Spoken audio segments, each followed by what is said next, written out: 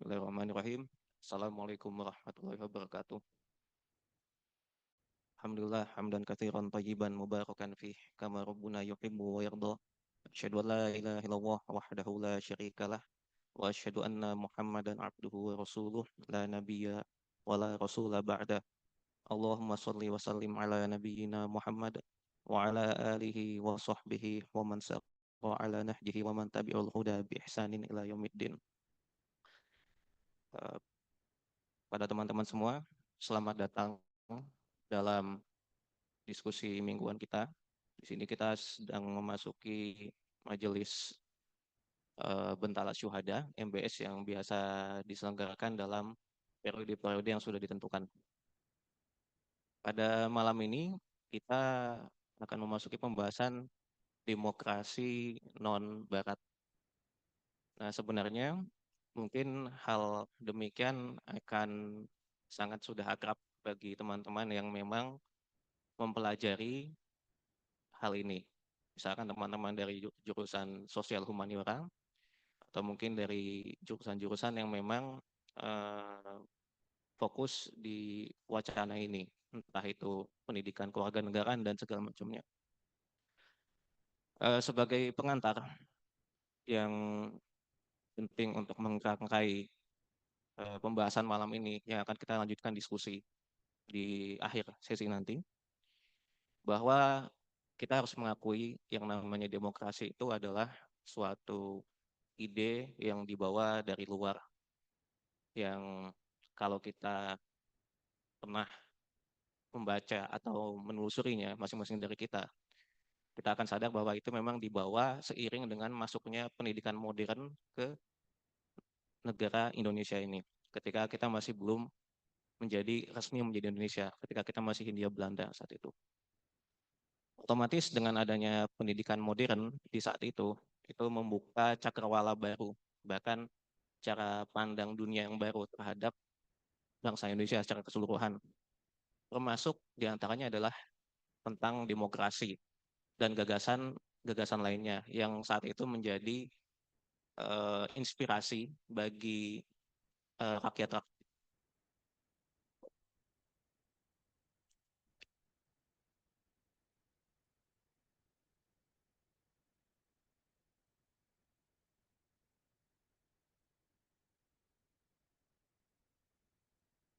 Yang saat itu menjadi inspirasi bagi masyarakat jajahan termasuk Hindia Belanda untuk memerdekakan diri dari penjajah yang melakukan kolonialisme di negaranya masing-masing. Termasuk yang menjadi pembahasan dari generasi-generasi founding fathers kita itu adalah apakah ada demokrasi khas Indonesia. Dan itu dibuktikan dengan perjalanan sejarah. Kita sempat melihat ada yang disebut demokrasi terpimpin, demokrasi Pancasila, dan segala macamnya. Yang bisa jadi itu sudah mengalami pengendapan dan juga kritik sendiri dari para founding fathers kita, yang memang mereka adalah generasi awal yang tereropakan, terbaratkan, karena mereka mengalami pendidikan modern. Walaupun ada di antara generasi mereka itu yang sempat mengikuti pendidikan-pendidikan yang memang tidak tercerabut dari akar keindonesiaan mereka. Nah, pada malam ini kita akan mendengarkan pemaparan dari pemateri, yaitu Bapak Farhan Abdul Majid. Beliau adalah dosen di ilmu politik, ya Pak ya, hubungan internasional di Universitas Islam Indonesia. Dan kita akan melihat bagaimana capaian-capaian yang sudah dilakukan oleh generasi-generasi sebelum kita, sehingga dari waktu ke waktu kita akan bisa memperbaiki apa yang sudah dicapai oleh generasi sebelumnya, sehingga kita tidak mengulang lagi dari nol apa-apa yang sudah dimulai oleh para generasi-generasi pendahulu kita. Tanpa berlama-lama lagi, untuk waktu dan tempat, saya persilakan kepada Bapak Farhan. Baik, Bismillahirrahmanirrahim. Assalamualaikum warahmatullahi wabarakatuh. Alhamdulillahirrahmanirrahim. Wassalatu wassalamu ala ashrafil anbiya wal mursalin wa ala alihi wa sahbihi ajma'in. Rabbi syrah lana sudurana wa yassir lana umurana wa ahlul uqdatan min lisanina yafqahu qawlana. Allahumma ftah alaina futuhal arifina bil hikmah wa anshur alaina min khazain rahmatik wa dhakkirna ma nasina dzal jalali wal ikram. Rabbana zidna ilman nafi'a. Baik teman-teman, ibu bapak yang hadir di Zoom maupun di Masjid Syuhada begitu ya. Kita melanjutkan perbincangan kita terkait dengan demokrasi di pertemuan yang ketiga ini. Pertemuan pertama kita membahas terkait dengan teori-teori demokratisasi dan kita menekankan demokrasi sebagai sebuah proses. Work itu kemudian kita melihat bahwa eh, demokrasi itu bukan sesuatu yang given, bukan sesuatu yang bisa taken for granted, tapi demokrasi merupakan sesuatu yang diperjuangkan. Ada struggle di situ dan kemudian dia menjadi proses yang menyejar. Kemudian di pertemuan yang kedua kita membahas demokrasi eh, yang melintas batas, demokrasi beyond nation state. Kita melihat bagaimana demokrasi di tingkat internasional, kemudian demokrasi di tingkat transnasional, dan juga demokrasi di tingkat global. Dan kita mendapatkan sebuah insight baru bahwa demokrasi itu tidak hanya berbicara terkait dengan satu negara saja. Nah, di pertemuan yang ketiga ini kita ingin menurunkan sedikit tone-nya. Kalau kemarin kita bicara terkait dengan demokrasi itu yang melintas batas begitu ya, yang global, internasional, transnasional, kita kembali ke ke nasional, tapi kita melihat aspek non baratnya. Kalau kita lihat di teori-teori demokratisasi yang lalu, kita akan temukan bahwa teori-teori itu ya yang buat kebanyakan adalah orang-orang barat gitu ya. Coba kita lihat di slide berikutnya. Nah, ini mungkin latar belakangnya dulu ya. Latar belakang kenapa kita penting membahas ini. Ini sebenarnya bermula dari sebuah pertanyaan yang saya ajukan ketika dulu berkuliah di kelas teori demokrasi. Saya bertanya sama dosen saya, can we democratize the concept of democracy itself? Karena dari awal ketika membahas terkait dengan teori demokrasi, itu yang dibahas itu ya Carl Schmitt, Max Weber, kemudian juga Robert Dahl gitu kan ya. Orang-orang Eropa, orang-orang Amerika, Samuel Huntington yang sepertinya kurang demokratis konsep demokrasi itu sendiri. Itu yang membuat kemudian saya tanya, can we democratize the concept of democracy itself, especially from non-Western perspective? Kemudian dosennya justru menantang gitu ya. Well, I have no authority to saying about that, katanya dia gitu, because I am from the West gitu ya.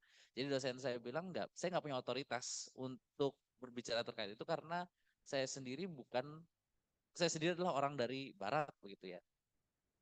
Dan kemudian, how about you? Dia bilang gitu ya. Bagaimana dengan Anda? Apa yang Anda perspektifkan terkait dengan demokrasi? Nah, itu yang kemudian memantik untuk kita membahas terkait hal ini pada kesempatan kali ini. Dapatkah kita mendemokratisasi konsep demokrasi itu sendiri? Ya. Kenapa? Karena dalam teori demokrasi kan kita melihat bahwa demokrasi itu punya kepercayaan begitu ya. Bahwa yang pertama adalah kesetaraan antar umat manusia, ya, equality of human being. Itu salah satu konsep dasar dari demokrasi. Mengapa akhirnya itu yang kemudian mengapa mereka percaya bahwa pemerintahan itu harus dari rakyat. Karena mereka percaya bahwa rakyat itu setara, siapapun orangnya, apapun latar belakangnya.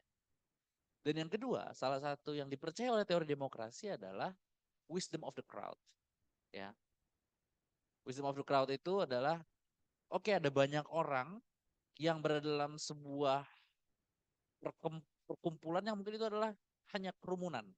Kerumunan itu artinya dia tidak ada tatanan tersendiri, tidak ada aturan tersendiri, tidak punya tujuan tersendiri. Mereka ngumpul di satu tempat tapi semuanya ngobrol sama sendiri-sendiri gitu ya. Semua punya kepentingan sendiri-sendiri. Nah, tapi demokrasi percaya adanya wisdom dari crowd itu. Maksudnya apa? Ketika mengagregasi pilihan dari orang-orang yang berada di satu tempat meskipun mereka mungkin punya tujuan yang sama, akan ditemukan jalan tengah. Yang jalan tengah itu bisa jadi menyelesaikan permasalahan mereka, atau jalan tengah itu menimbulkan sebuah progres, ya. Jadi ada wisdom of the crowd itu sendiri. Nah, masalahnya ketika kita kemudian melihat teori dan konsep demokrasi, yang akan kita temukan adalah dominasi kulit putih dan dari barat sebagai orang-orang yang mengembangkan teori dan konsepnya.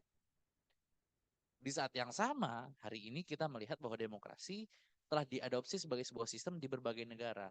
Cuma di barat begitu ya. Eh, tahun 2024 ini sering disebut sebagai a year of global election. Kenapa? Karena pada tahun ini lebih dari 50% penduduk di seluruh dunia, penduduknya kurang lebih 8 miliar, hari ini berarti lebih dari 4 miliar penduduk dunia tahun 2024 ini memilih pemimpinnya atau anggota parlemennya atau apapun itu melalui sistem demokrasi. Ya, untuk pertama kalinya dalam sejarah manusia. Ya, artinya apa? Kita telah melihat bahwa demokrasi telah diadopsi di lebih dari setengah penduduk bumi. Nah, kemudian timbul pertanyaan berikutnya adalah adakah lokalitas dari demokrasi? Ya. Dan sejauh mana lokalitas tersebut dapat mengkritik klaim universalitas dari demokrasi. Kita lihat misalnya di slide selanjutnya. Ini apa tokoh-tokoh dalam teori demokrasi. Tokoh-tokoh ini kalau dilihat itu kan ya all that white man theory gitu kalau kata dosen saya gitu. Ya, I'm sorry to teach you about the all that white man theory. Meskipun belum semuanya mati ya itu masih ada yang hidup di antara yang saya tulis di situ. Tapi kayak John Locke, Jean-Jacques Rousseau, Tocqueville, Max Weber, Robert Dahl, Huntington, Carl Schmitt, Charles Tilly, Roald Engelhardt itu kan orang kulit putih. Dari namanya kita tahu ya orangnya kulit putih semua. Lihat dari foto-fotonya kulitnya putih semua gitu kan. Dan itu yang kemudian kita merefleksikan bahwa ini yang bikinnya udah pada mati gitu kan katanya. Sebagian besar udah pada mati yang bikin teorinya. Kemudian juga sebagai mereka semua adalah kulit putih, nggak sebagian besar, semua orang kulit putih, semua orang Eropa dan semua laki-laki. Nah, itu buat sebagian orang itu bermasalah begitu kan. Kenapa? Ya karena mereka tidak belum tentu mereka itu mampu menjangkau isi pikiran orang-orang yang tidak di dalam kelompok mereka. Ya, kita lanjut di berikutnya. Apakah demokrasi itu sebagai sebuah sistem merupakan sesuatu yang universal? Ini tentu tidak bisa kita lepaskan dari perdebatan terkait dengan universalitas dan partikularitas. Kalau di dalam antropologi kita mengenal bahwa sistem budaya itu ada yang sifatnya universal, ada yang sifatnya partikular. Yang sifatnya universal itu misalnya adalah eh, pernikahan, ya, atau dalam artian adalah reproduksi. Kenapa ya? Karena tanpa reproduksi manusia tidak bisa melahirkan generasi berikutnya. Kalau tidak bisa melahirkan generasi berikutnya, ya peradaban dia sendiri akan mati. Dia universal, ada di seluruh peradaban dunia. Yang partikularnya apa? Ya pernikahannya, ya upacara adatnya, tata aturannya, kemudian juga aturan sebelum dan sesudah menikahnya, itu menjadi partikular. Di setiap kebudayaan punya partikularitas tertentu. Bahkan mungkin kebudayaannya sama, tapi ada sub kebudayaannya yang lebih partikular lagi.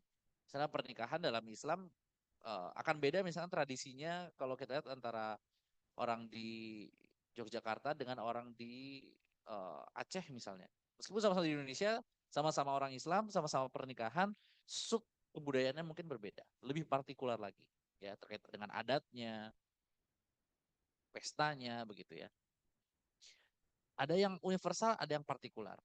Nah, tahun 1999 Amartya Sen, peraih Nobel Ekonomi ya, bukunya juga terbit tahun itu yang sangat fenomenal, bukunya Development as Freedom.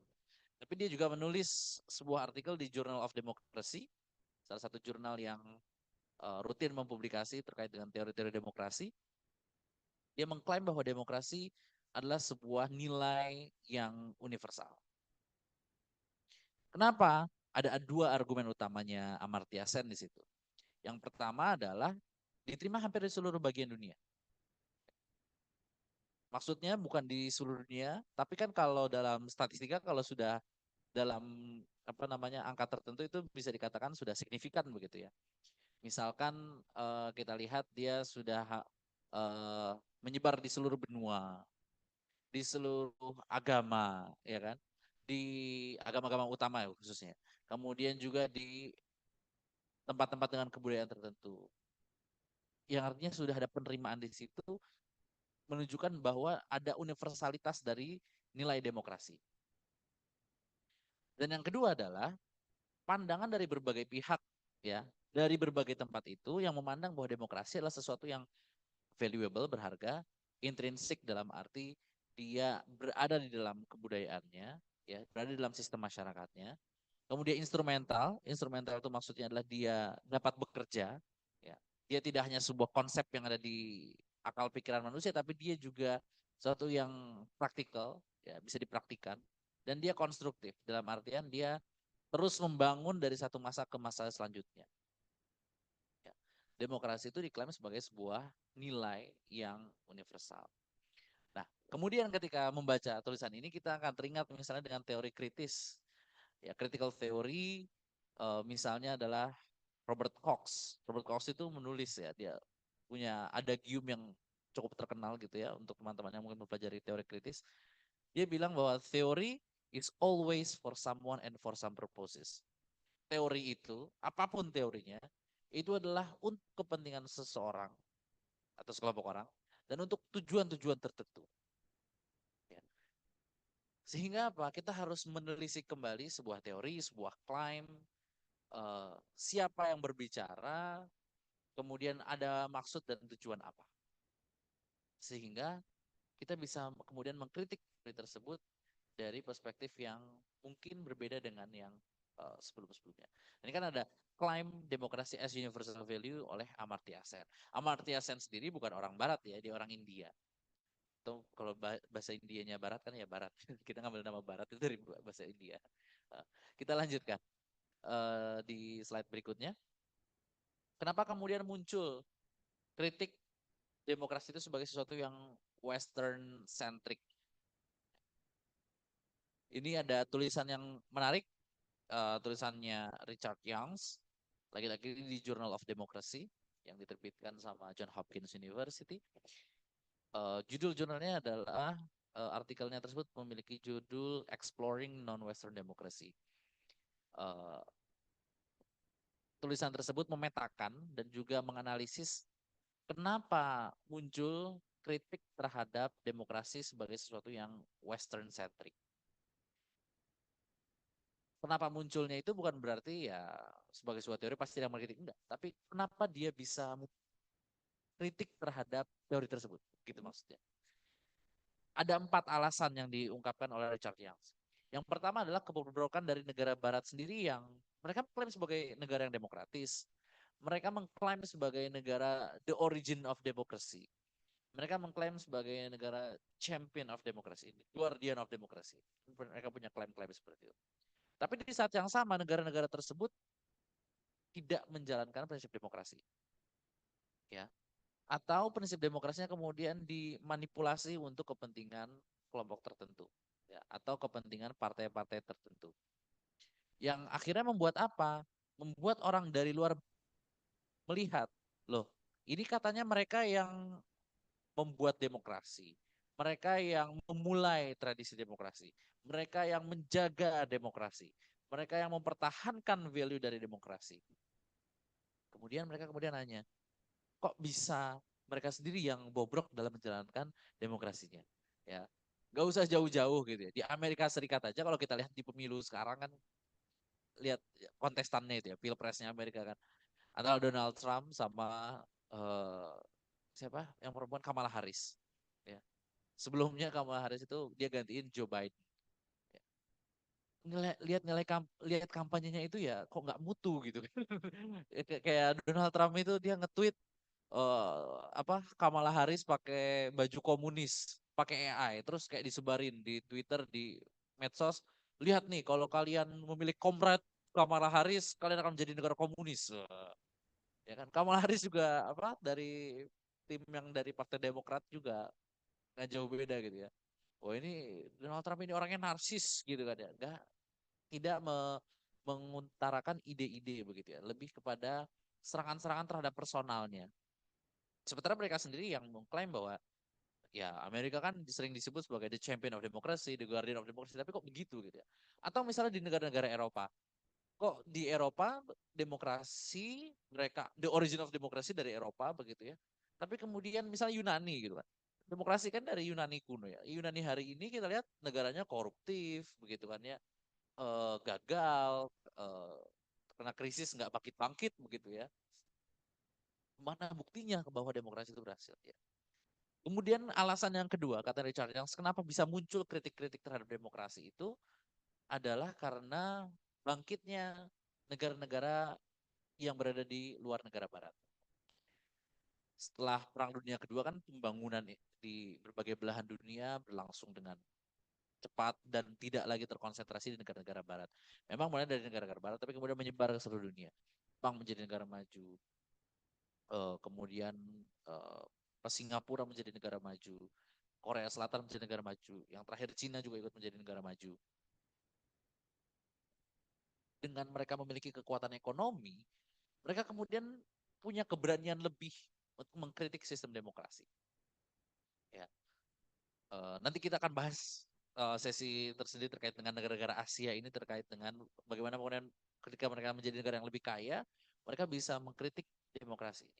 Karena eh, demokrasi itu adalah preskripsi atau resep utama yang sering diajukan oleh negara-negara barat ketika mereka ingin membantu pembangunan di negara-negara yang lagi membangun. Ya, kalau mau dapat bantuan harus demokrasi, gitu kan ya. Kemudian yang ketiga adalah kegagalan dari intervensi militer negara barat terhadap negara-negara untuk menanamkan demokrasi. Ini dilihat paling kentara di negara-negara Timur Tengah. Yang salah satunya mungkin di Afghanistan ya, yang mungkin teman-teman mengingatnya 3 tahun yang lalu ketika pasukan Amerika pergi meninggalkan Afghanistan, kemudian Afghanistan yang tadinya demokrasi langsung bubar demokrasinya, ya kan? Diambil alih langsung sama Taliban begitu kan. Selama 20 tahun Amerika ngeluarin duit jutaan dolar untuk militer menginstal demokrasi, kemudian malah ditinggalin baru beberapa hari bubar langsung, ya kan? Itu menunjukkan apa? Bahwa kegagalan intervensi militer yang konon katanya itu untuk menanam demokrasi gitu ya.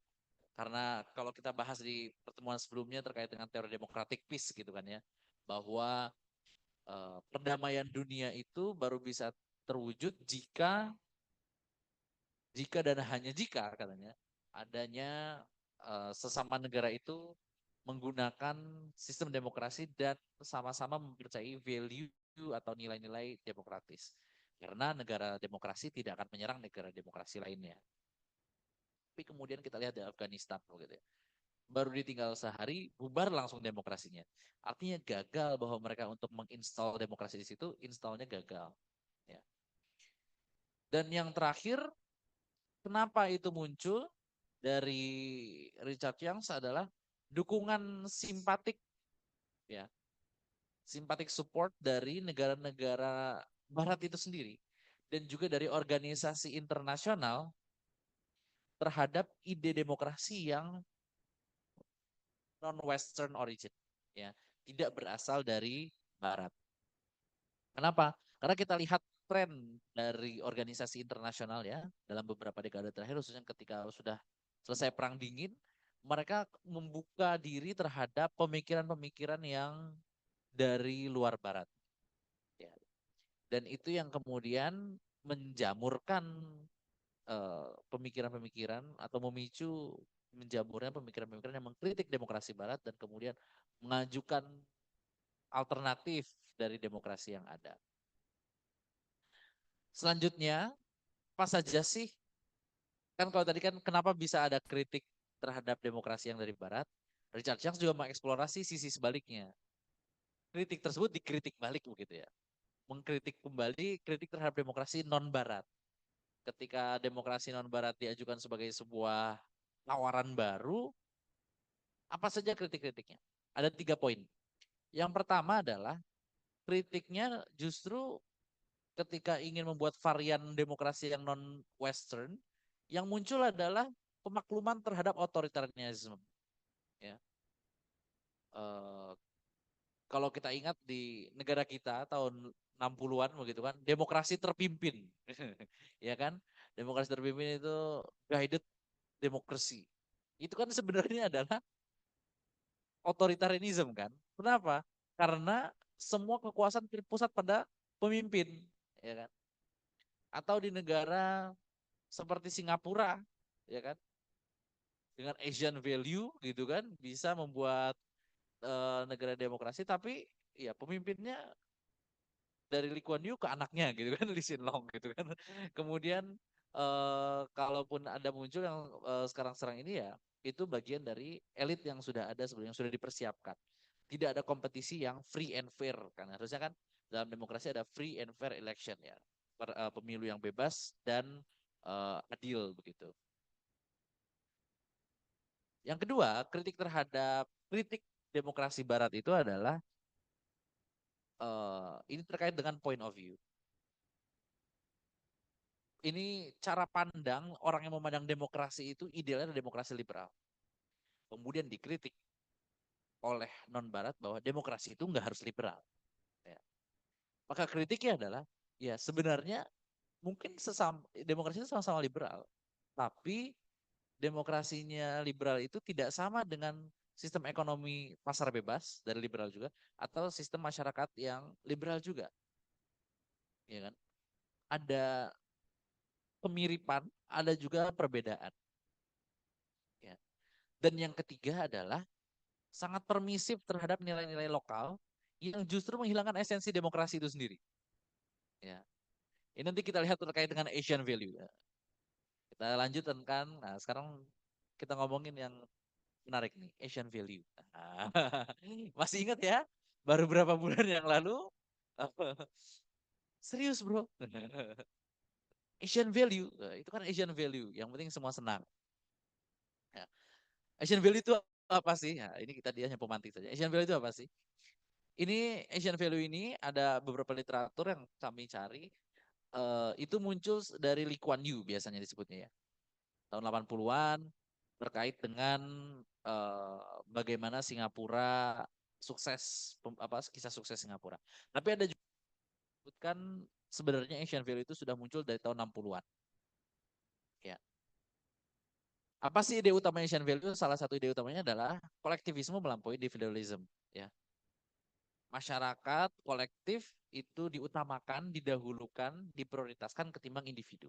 Ini kan bertentangan dengan demokrasi barat yang percaya justru pada individu tadi. Makanya ada wisdom of the crowd itu kenapa? Karena bukan yang diutamakan itu bukan crowdnya, tapi individu-individu yang berada dalam crowdnya itu dia bergerak kemana saja, dia mau kemana saja, tapi dari situ akan muncul ketika diagregasi, ketika agregasi, dihitung rata-ratanya begitu ya, akan muncul sebuah ide yang jadi jalan tengah. Kemudian, kenapa muncul Asian value ini? Ada 3 sisi. Ada sisi idealitasnya, partikularisme budaya antara Asia dengan Barat. Ya, ada budaya yang berbeda. Makanya tadi muncul Asian value itu karena orang Asia pada umumnya dalam pandangan Lee Kuan Yew itu adalah mengutamakan kolektivisme. Ya, daripada individu dia. Ketika disuruh memilih untuk melakukan sesuatu, mana yang dia utamakan? Oh ya, untuk masyarakat dulu, baru untuk dirinya sendiri. Yang kemudian dari sisi realitas ekonominya terjadi kebangkitan ekonomi. Ya, Singapura merdeka tahun 60-an, tahun 90-an sudah jadi negara maju hanya dalam waktu 30 tahun. Kemudian pragmatisme. Ya. Sisi pragmatisnya juga ada. Apa sisi pragmatisnya? Sisi pragmatisnya adalah keinginan untuk mencari mode pemerintahan alternatif. Ya.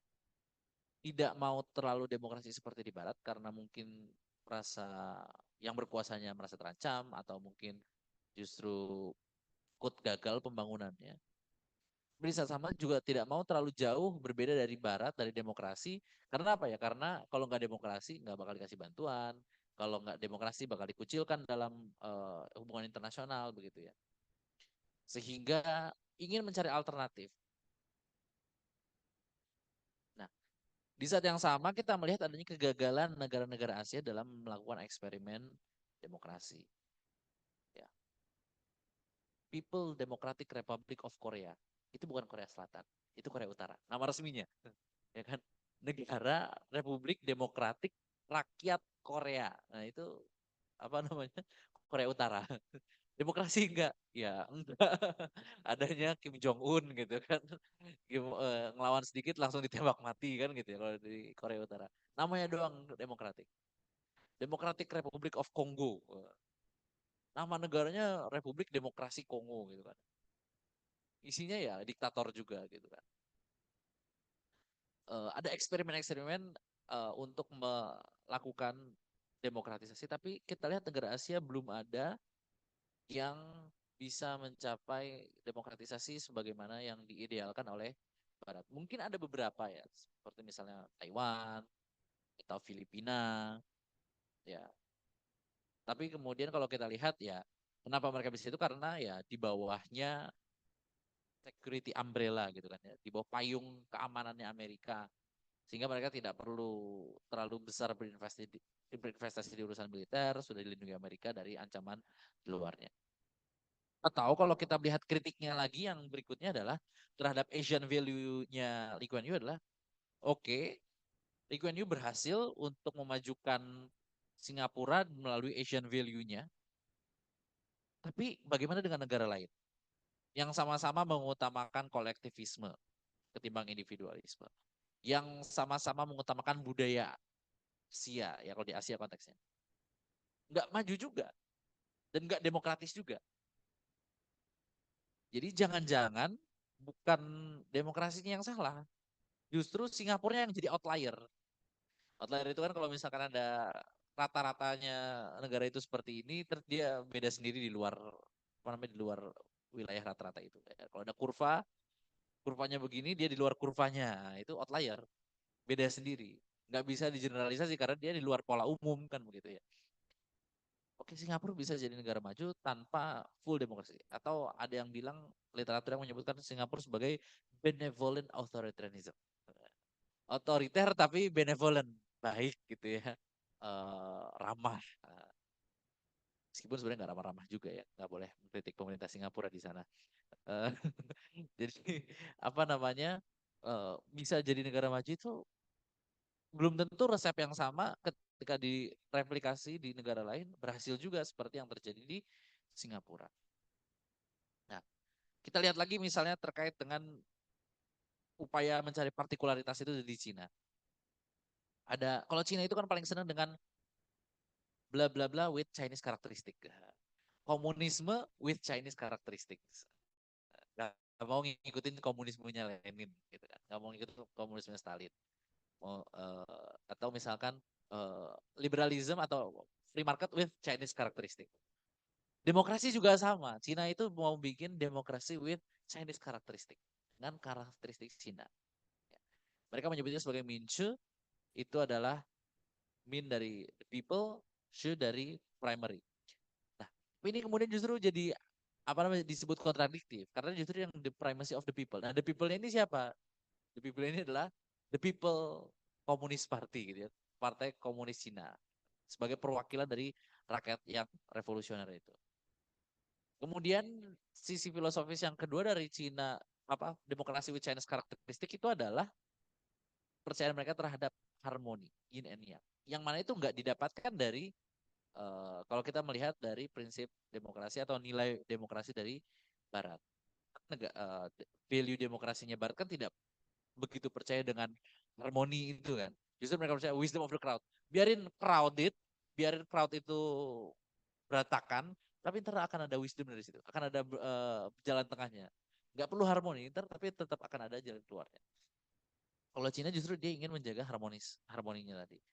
Ada salah satu literatur yang menyebutkan bahwa salah satu bentuknya adalah dalam Cina itu ada tata aturan antara laki-laki dengan perempuan, suami dengan istri, bapak dengan anak, pemimpin dengan rakyat, dan itu tidak boleh diubah-ubah. Kemudian kita lihat juga secara praktiknya, politiknya Cina komunisme begitu ya. Tapi secara ekonomi mereka pasar bebas. Kalau nggak pasar bebas kan nggak mungkin mereka jadi negara maju kayak sekarang. Kalau mereka tetap komunis kan nggak mungkin mereka masuk WTO gitu kan, masuk IMF gitu, nggak mungkin. Tapi secara ekonomi mereka liberal gitu ya, dalam arti pasar bebas. Berarti mungkin masih komunis. Mereka mengklaimnya demokrasi karena ada partai politik, tapi ya partainya cuma hanya satu, pemilu juga cuma itu doang partainya, tidak ada partai lain. Nah, kemudian secara prinsip Cina itu menyebut bahwa human rights sama freedom of speech itu dijamin, tapi syarat dan ketentuan berlaku. Nah, biasanya kita lihat di iklan kan syarat dan ketentuan berlakunya kecil. Ini kebalik kalau di Cina. Syarat ketentuan berlakunya gede, freedomnya itu kecil gitu kan. Apa syaratnya? Misalnya tidak boleh mengkritik Partai Komunis Cina begitu ya. Syaratnya lagi misalnya adalah tidak bisa memilih selain dari apa yang dipilihkan oleh Partai Komunis Cina gitu. Dan kebebasan berpendapat dijamin boleh, ya, tapi nggak boleh ngomongin PKC, ngomongin negara lain ya silahkan gitu. Nah sebenarnya juga Cina pernah, ya masyarakat Cina itu pernah hampir mendemokratisasi secara lebih luas di tahun 80-an akhir ketika Perang Dingin menjelang selesai begitu ya. Tapi justru yang terjadi adalah tragedi Tiananmen Square di tahun 89. Ini kalau lihat fotonya kan itu ada orang yang berdiri di tengah, di depannya apa? Quanter, apa itu namanya? Mobil militer lah itu. Tank, ya, Panzer gitu ya. Akhirnya justru dilindas sama tanknya itu. Gagal apa eksperimentasi dari demokrasi yang ingin di Cina. Atau mungkin yang lebih baru adalah tragedi yang di Hong Kong. Ya kan, demonstrasi besar-besaran menuntut Hong Kong menjadi tetap demokrasi. Justru yang terjadi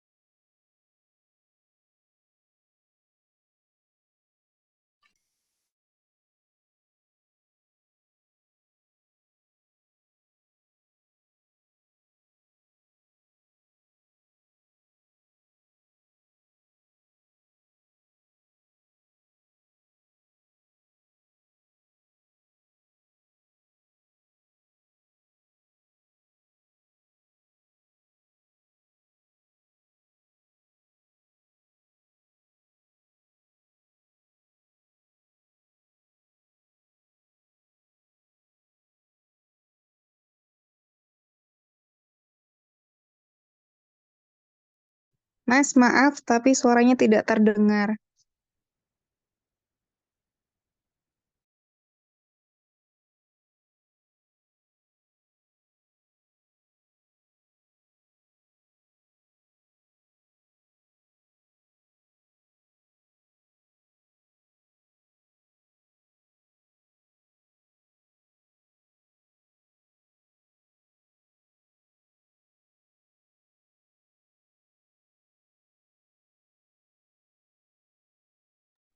Cek, cek.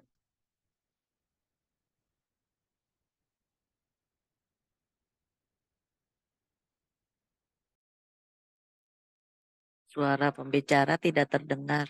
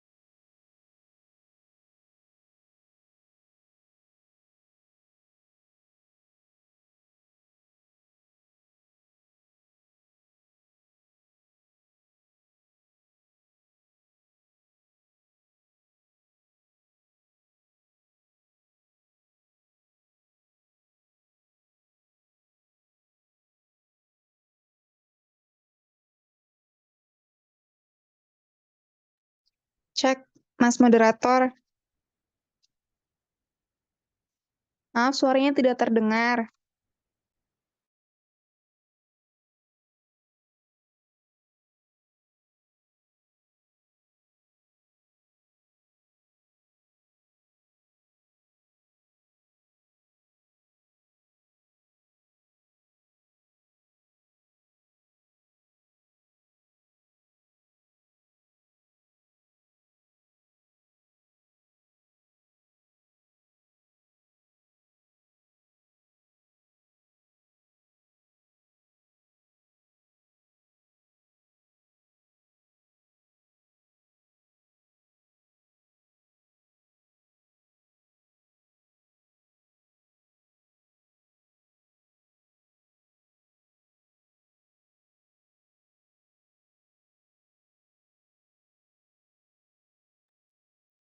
Suara pembicara tidak terdengar, Pak.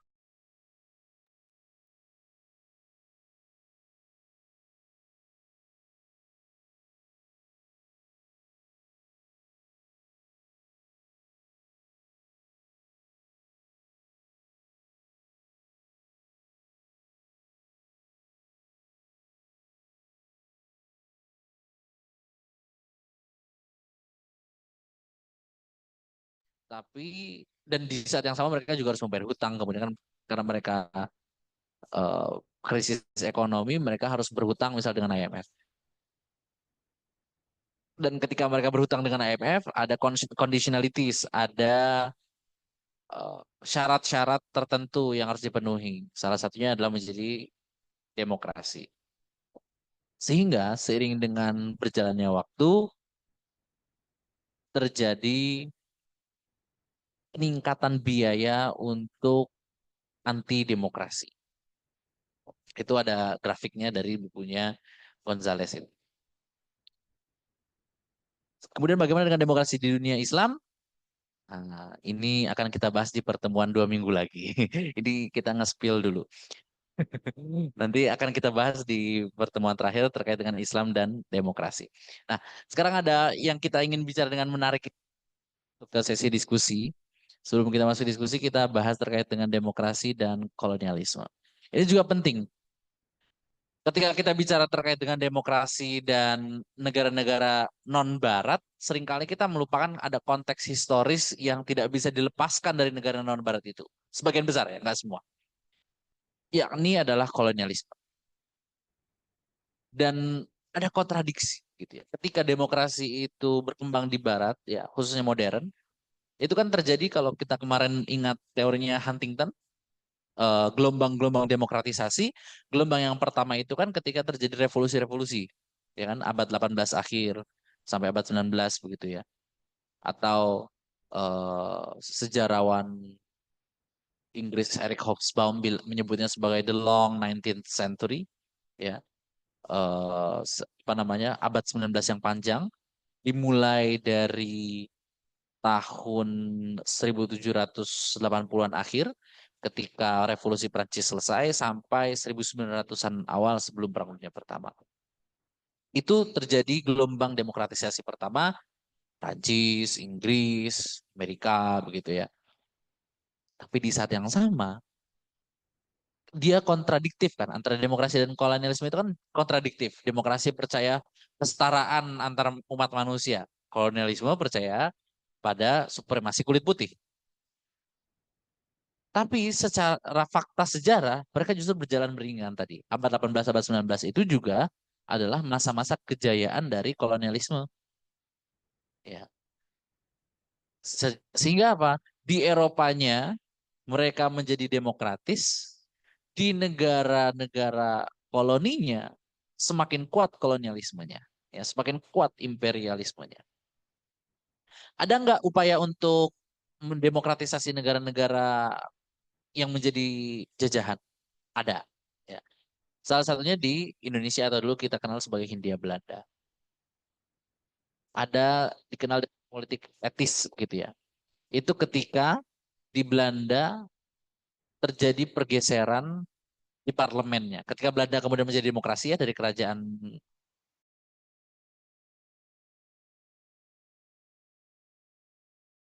parlemen. Parlemennya kan kemudian berpindah menjadi dikuasai oleh Partai Liberal. Partai Liberal itu kemudian mengkritik praktik kolonialismenya. Akhirnya muncullah politik etis. Akhirnya tidak lagi tetap ekstraktif, ya, bukan berarti menjadi sepenuhnya baik gitu ya, tapi ada sedikit etika lah. Etikanya itu adalah memberikan pendidikan, memberikan pengairan, ya kan, edukasi, irigasi dan transmigrasi tadi. Sebenarnya juga, tapi kalau kita telisik lagi, sebenarnya itu adalah untuk semakin melanggengkan kolonialismenya Belanda. Kenapa? Kalau orangnya terdidik, mereka bisa pakai alat-alat mesin yang lebih canggih, produksinya meningkat. Dibikin irigasi, produktivitas pertaniannya meningkat, produktivitas perkebunan meningkat. Transmigrasi dipindah dari Jawa ke Sumatera ke Kalimantan gitu kan. Akhirnya perkebunannya semakin produktif, semakin besar keuntungan yang didapat oleh Belanda. Ya. Kemudian berkembang lagi politik etis itu adalah dengan membuat parlemen, ya kan, parlemen Volksraad tuh istilahnya, parlemen rakyat di Hindia Belanda. Dan disitulah muncul gerakan kemerdekaan awal-awal Indonesia. Ya, misalnya dari Jakarta yang terkenal Muhammad Husni Tamrin itu anggota Volksraad yang menyuarakan terkait dengan kemerdekaan Indonesia di parlemen yang dibuat oleh Belanda tersebut dan membuat Belanda marah. Ya, tadinya dianggap parlemen ini untuk mendukung Belanda, ternyata untuk mengkritik Belanda. Ya. Akhirnya mereka bubarkan.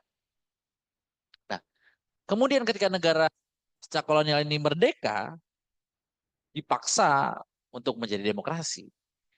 Yang kemudian membuat mereka berpikir, loh kok hipokrit gitu ya, munafik gitu. Kok mereka selama ini bikin sistem yang otoriter, top down, nggak pakai pemilu, tiba-tiba ada gubernur jenderal didatengin orang luar gitu kan, disuruh bikin kebijakan ini semua harus ngikut. Tiba-tiba harus demokrasi gitu kan. Yang terjadi kemudian adalah di banyak negara-negara pasca kolonial yang terbentuk mungkin demokrasi awalnya, tapi kemudian menjadi eh, pengkultusan terhadap individu-individu tertentu. Banyak di negara-negara Afrika, negara-negara Asia yang kemudian seperti itu, dan akhirnya mereka menjadi gagal begitu ya. Dan ini juga kritiknya salah satunya misalnya dari Kwame Nkrumah, dia dari Kenya, dia bilang bahwa pemaksaan-pemaksaan ini sebenarnya adalah neokolonialisme yang dia mentwist pernyataannya Lenin ya, kalau kata Lenin kan capitalism is the last stage communism is the last stage of imperialism. No, no. Kapitalisme adalah tahap terakhir dari imperialisme. Kalau katanya Komensel, enggak, justru neokolonialisme itulah yang menjadi tahap terakhir dari imperialisme modern. Kenapa? Karena dengan neokolonialisme tadi dipaksa sistem yang ikut bekas penjajahnya. Oke, merdeka tapi sistemnya harus ngikut. Oke, merdeka tapi ekonominya harus ngikut. Oke, merdeka tapi ntar jual apa ke pasar internasional harus diatur. Itu menjadi imperialisme baru dan menjadi tahap terakhir dari imperialisme. Kalau dulu imperialisme itu ya Belanda langsung ngatur langsung pakai gubernur jenderalnya, atau Prancis langsung, Inggris langsung. Tapi kalau neokolonialisme itu adalah ya yang jadi pemimpin di negara itu bukan orang Inggris, bukan orang Prancis, bukan orang Belanda, tapi orang warga lokal.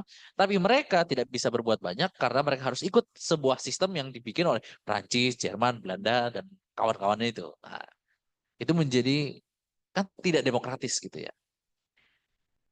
Atau kritik lainnya dari sistem internasional yang tidak demokratis bisa kita dengar dari Bung Karno misalnya dalam To Build the World Anew, salah satu pidatonya di tahun 60 di sidang umum Majelis PBB.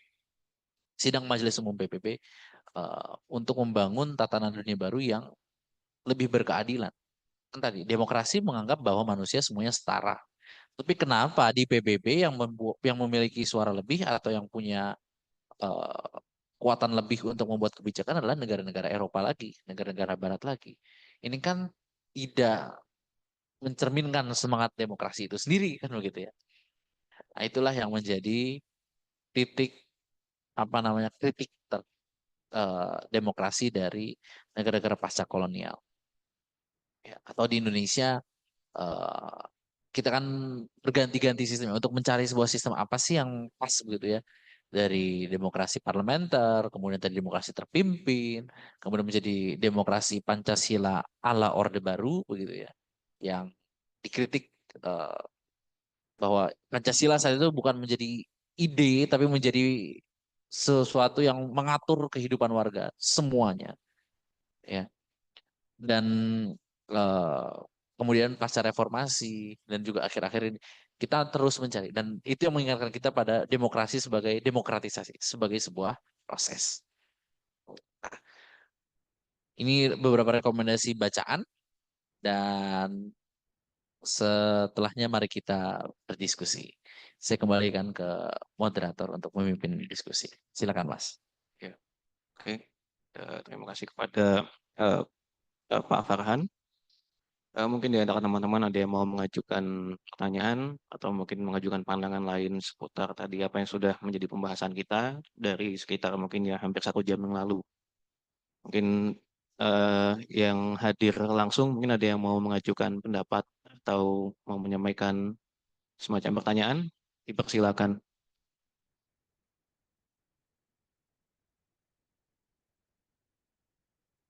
Oke, mungkin masih masih mikir ya. Baik untuk para pemirsa online yang daring, ini jika ada pertanyaan yang ingin diajukan, silakan tulis di kolom komentar. Atau kalau mau misalkan mau mengajukan langsung, bisa langsung open mic. Coba cek dulu.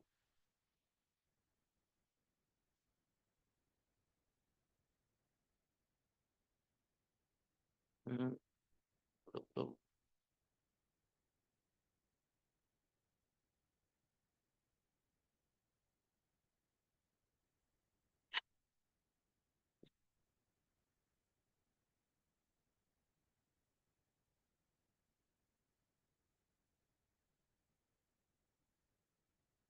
Oh ya, silakan.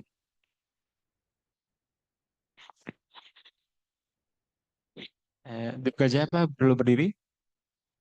Duduk aja. Oke, iya. Selamat malam. Nama saya Ikhlas Tawazun. Kebetulan baru pertama kali ikut ini majelisnya. Dan menurut saya tadi pemaparannya sudah sangat covering a lot of topic atau banyak region mungkin ya. Eh, Tadi soal demokrasi non-Barat. Dan saya kira itu memberikan overview yang bagus, tapi mungkin secara keseluruhan agak jadi apa secara kedalaman topiknya kita lihat agak shallow gitu. Tapi dan mungkin memunculkan lebih banyak pertanyaan ketimbang jawaban bagi beberapa pemirsa gitu kan. Seperti misal salah satu eh, bukan pertanyaan juga ya, tapi ya hal yang dipertanyakan di awal universal gitu misalnya kan.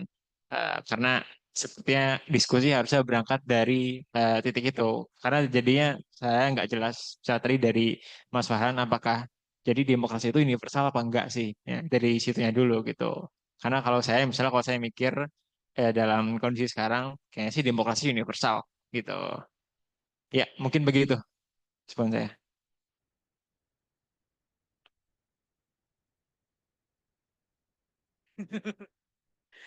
Baik, terima kasih. Ya, memang seperti pertemuan-pertemuan sebelumnya, saya mengatakan banyak gagasan untuk didiskusikan lanjut di sesi diskusi. Kenapa? Karena ya ini kan bukan kelas seperti di kelas perkuliahan yang 1 semester gitu. Ini hanya 4 pertemuan, dan eh, saya sejujurnya berharap itu apa untuk ditanyakan lebih lanjut di sesi diskusi ini. Oke, tadi pertanyaan terkait dengan pertanyaan di awal ya. Apakah demokrasi itu universal gitu? Nah, itu yang menjadi pertanyaan dan belum ada jawabannya. Kenapa? Amartya Sen misalnya tadi kan sudah mengklaim bahwa yes, demokrasi is a universal value. Tapi di saat yang sama ada kritik yang kemudian bilang ada partikularitas yang nggak bisa diklaim sebagai sesuatu yang universal. Tapi ada pandangan juga yang mengatakan bahwa adanya partikularitas tidak sepenuhnya menegasikan klaim universalitas. Ya kan? Seperti tadi yang tentang pernikahan dan adat-adatnya gitu kan. Pernikahan itu universal, tapi adatnya partikular gitu kan.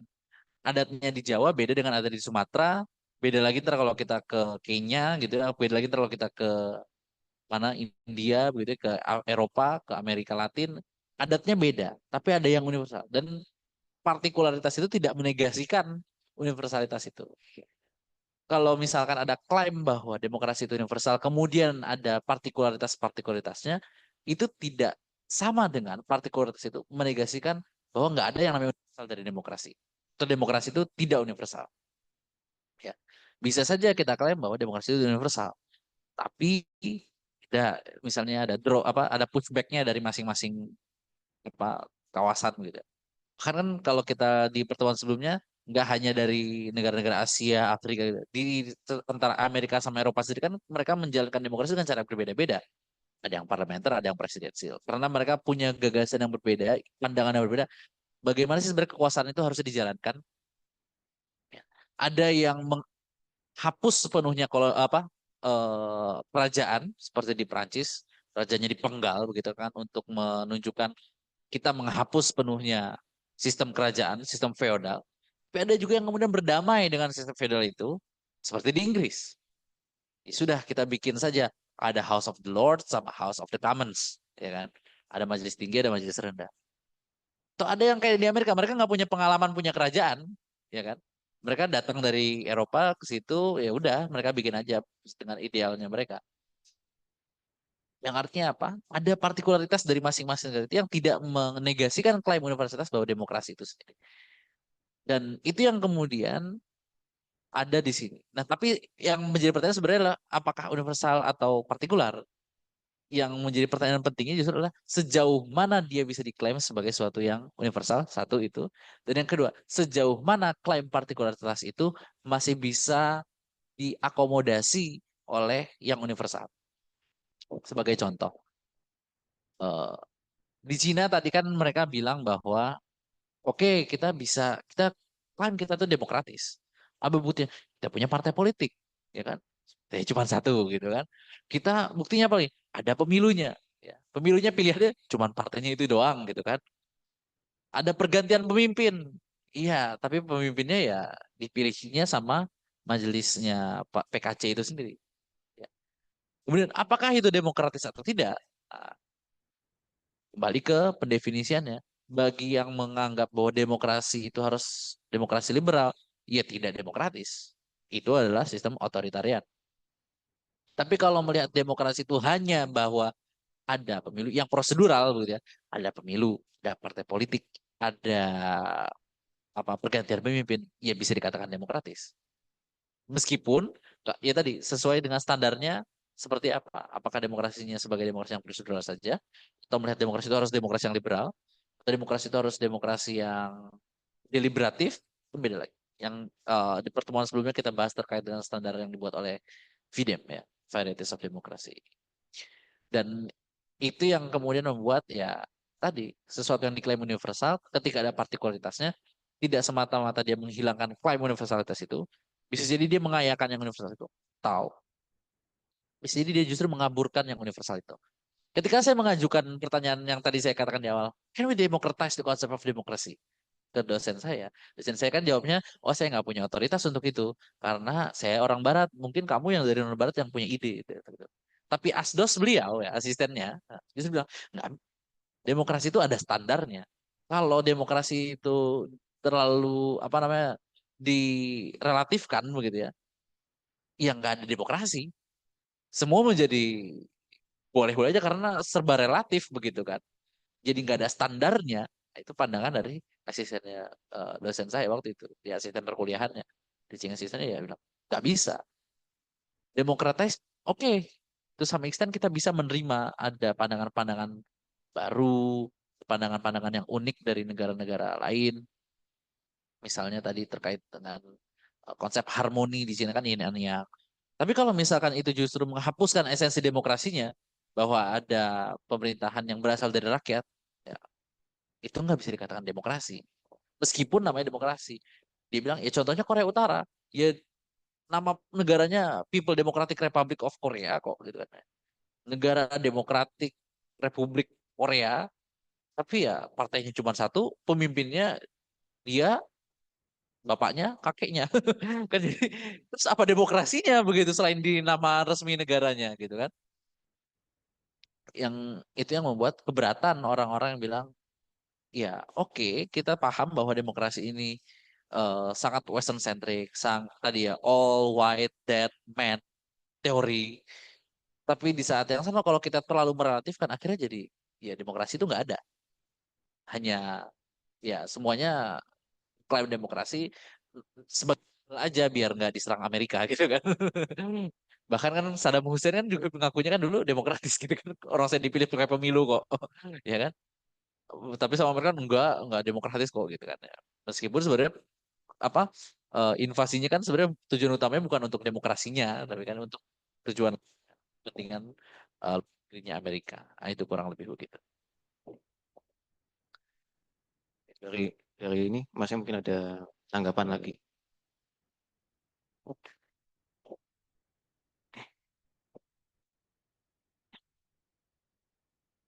Ya, oke.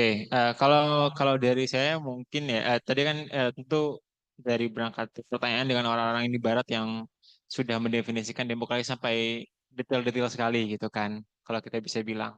Eh, tapi mungkin kalau menurut saya kalau perdebatan demokrasi, terutama demokrasi non Barat ini harusnya nggak terlalu segitunya detailnya gitu karena kita ngomong demokrasi agak secara lebih umum dan dari overview tersebut justru sebenarnya juga kalau saya sih mahamnya justru ya demokrasi itu arise dari konteks unik masing-masing negara gitu kan kita lihat demokrasi Inggris sama Amerika aja beda gitu dan lain sebagainya jadi Barat pun nggak jadi suatu yang monolitik gitu nggak jadi suatu yang sama satu template tapi juga berbeda-beda.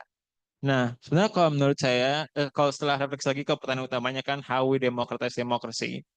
Ini kan berarti sebenarnya dilemanya mirip-mirip sama Asian values.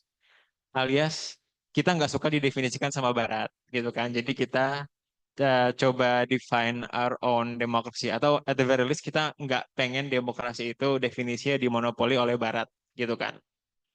Not necessary, nggak berarti ini melanggengkan otoritarianisme, Eh, tapi apa namanya? Saya ngelihatnya pertanyaan itu, hmm, ya pertanyaan itu datangnya dari situ gitu. Tapi ya sebenarnya mungkin agak ini kalau ya nyambung ini mungkin ya karena dari zeal dari Barat juga ya yang terlalu misionaristik, terlalu menyebarkan ingin mengkonversi seluruh dunia seperti dia, jadinya kita ada semacam pertanyaan atau pushback seperti ini gitu.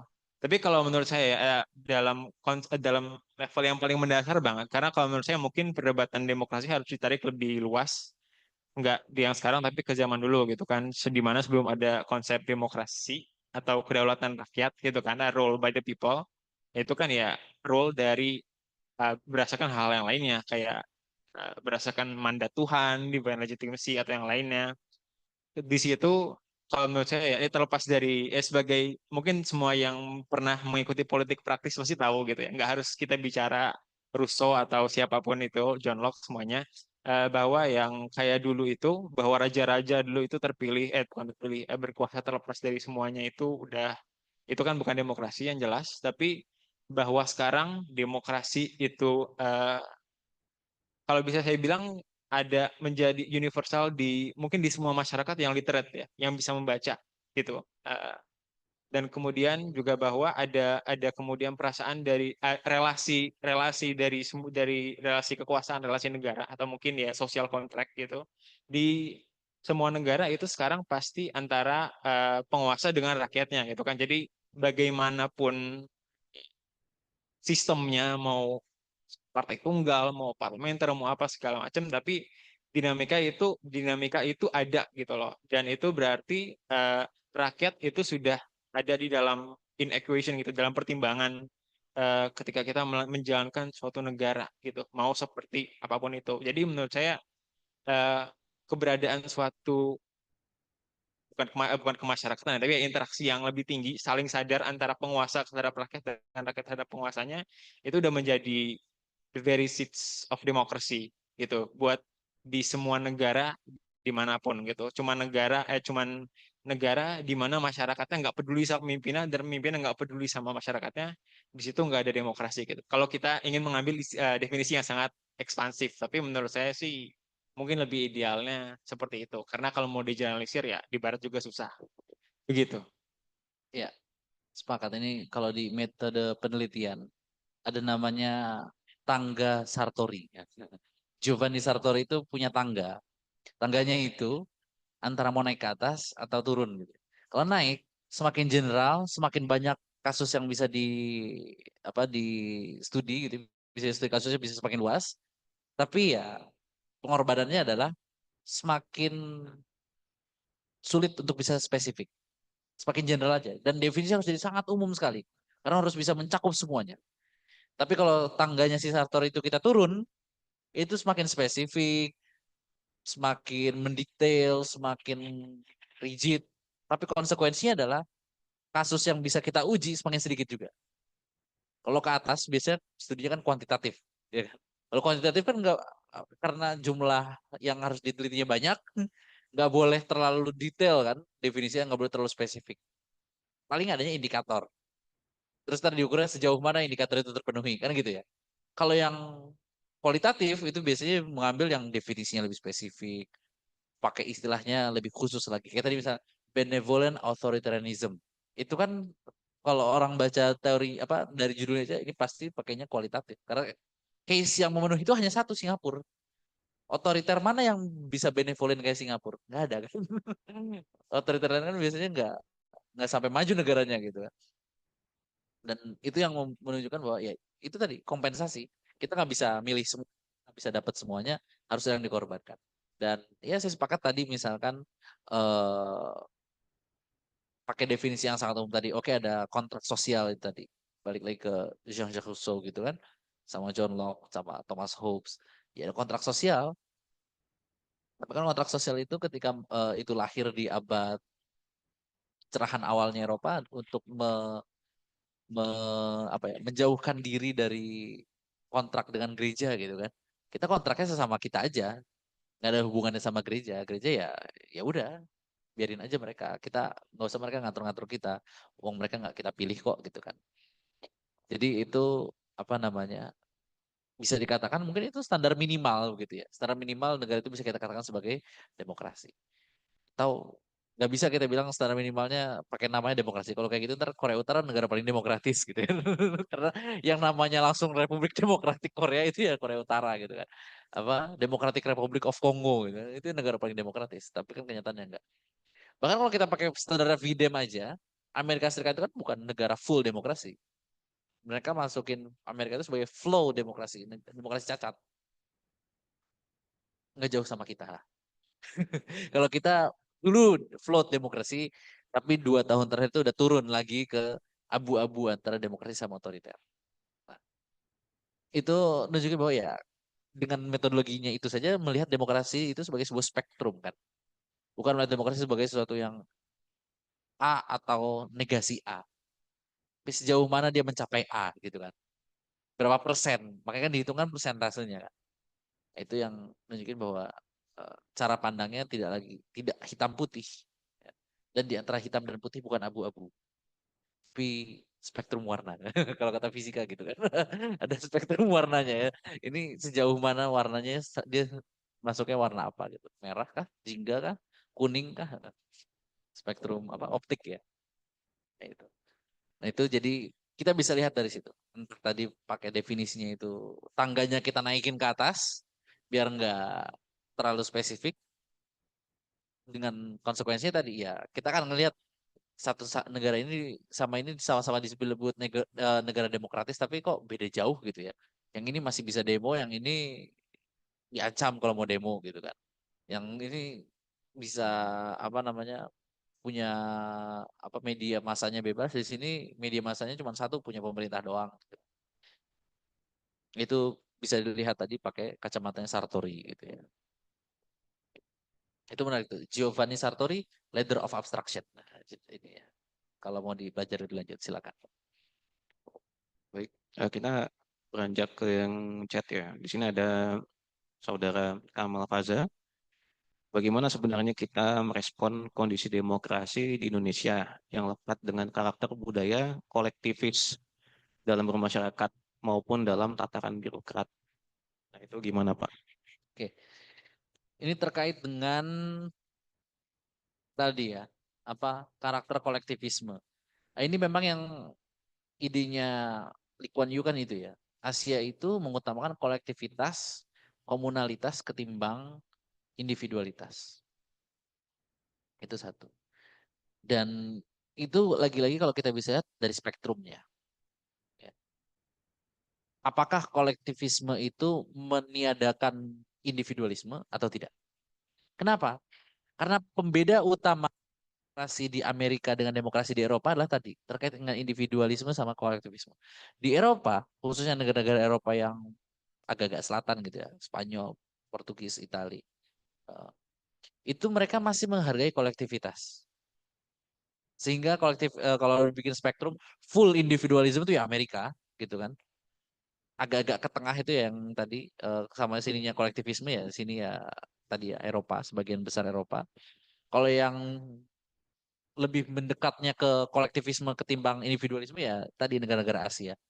Kan kalau kita kan dari dulu kan bilangnya kepentingan bersama didahulukan dari kepentingan pribadi begitu kan. Kalau itu nggak akan kita temukan di civic education atau PPKN-nya kalau belajar di Amerika gitu. Kalau di PPKN kita kan harus gitu ya. Pasti pembelajarannya kepentingan bersama didahulukan dari kepentingan pribadi. Kalau di Amerika nggak ada tuh yang kayak gitu. Eh, Kenapa? Karena kalau di Amerika ya nggak apa-apa individu punya keinginan sendiri-sendiri, di voting aja, di vote aja ntar siapa yang ini ya itu yang kita pilih. Itu jadi jalan tengahnya. Ya. Kenapa ya? Itu karena menekankan agensinya individu itu sering ini. Nah, ini kalau di ilmu sosial kan ada dilema atau apa paradoks antara agensi dengan structure gitu kan. Struktur itu sesuatu yang biasanya given, kolektivisme tadi itu kan struktur ya. Dia nggak bukan kita yang menentukan, itu kita ditentukan oleh struktur atau agensi kita sebagai individu untuk menentukan atau mengubah struktur itu atau untuk mendapatkan yang diinginkan oleh si individu tadi sebagai sebuah agen gitu kan. Struktur atau agen, siapa yang lebih berkuasa? Nah, kalau di dalam tadi memang di Indonesia budayanya seperti itu. Nah, tapi budaya itu harus dilihat lagi. Apakah budaya itu memang karena partikularitasnya atau budaya itu muncul sebenarnya pernah muncul di negara lain tapi kemudian budaya itu hilang. Misalnya budaya feodal, ya kan? Budaya feodal di Eropa itu dari namanya feodal itu kan dari Eropa begitu istilahnya dari Eropa dan itu ada di Eropa yang kemudian perlahan-lahan budaya itu hilang. Apakah budaya kolektivitasnya itu karena untuk kita berbuat apa namanya kita anggap itu sebagai sesuatu yang baik ya atau kita menganggap kolektivitas itu baik karena ya itu yang harus kita lakukan karena kita bagian dari masyarakatnya itu sendiri. Kita jadi ditentukan oleh strukturnya ya. Karena kan agensi kita sebagai individu kan boleh jadi kita nggak mau mengutamakan diri sendiri gitu kan apa istilahnya jadi orang baik kan itu kan kita memikirkan orang lain gitu kan nggak cuma mikirin diri sendiri. Apakah karena itu, karena ada keutamaan individu atau keutamaan dari dalam diri kita, bahwa kita punya nilai itu, akhirnya nilai itu diagregasi, semua orang berpikiran kurang lebih sama, akhirnya muncullah ide tentang kolektivisme tadi. Atau justru itu adalah budaya yang dipertahankan oleh kekuasaan agar apa ya tadi ya, kekuasaannya langgeng, atau budaya yang tadi disebut feodal itu tetap ada sehingga sulit bagi orang-orang yang ada dalam sistem itu untuk menyatakan ketidakpuasannya. Akhirnya mereka nggak puas tapi ya mereka nggak bisa ngungkapin gitu kan. Akhirnya ya mereka pendam diri sendiri aja. Nah, itu bisa jadi juga seperti itu. Ada dua kemungkinan tadi. Ya, belum ada jawab pastinya. Ada kemungkinan-kemungkinan itu tadi. Oke, mungkin ada yang lain yang mau memberikan tanggapan atau pertanyaan baik dari yang online maupun yang offline.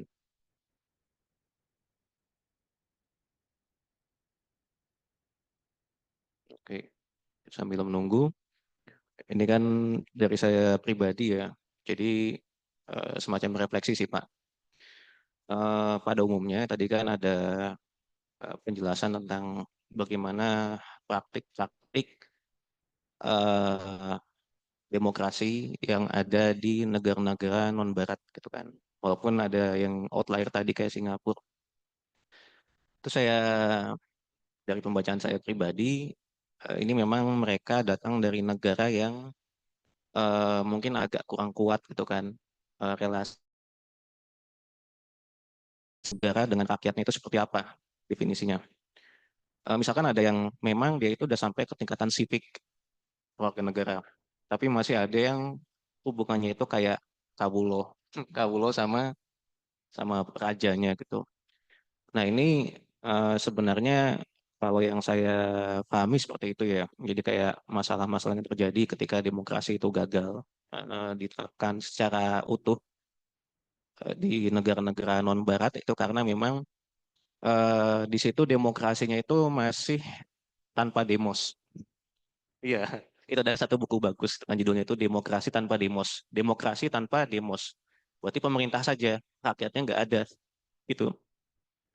Jadi menarik sebenarnya kalau kita apa namanya ingin memahami bagaimana ternyata praktik-praktik demokrasi ketika dia itu tidak ada apa namanya penerapannya yang tepat, katakanlah masih emerge gitu kan, masih lahir gitu kan. Itu karena memang kesadaran masyarakatnya sendiri masih tingkatan bukan sampai ke sipil. Kalau sipil kan kita tahu kita ada kontrak sosial dan segala macamnya. Masih tingkatan ini aja kayak eh, rakyat di suatu kerajaan berabad-abad yang lalu gitu. Sementara itu negaranya sudah modern. Nah itu sih seperti itu. Gitu.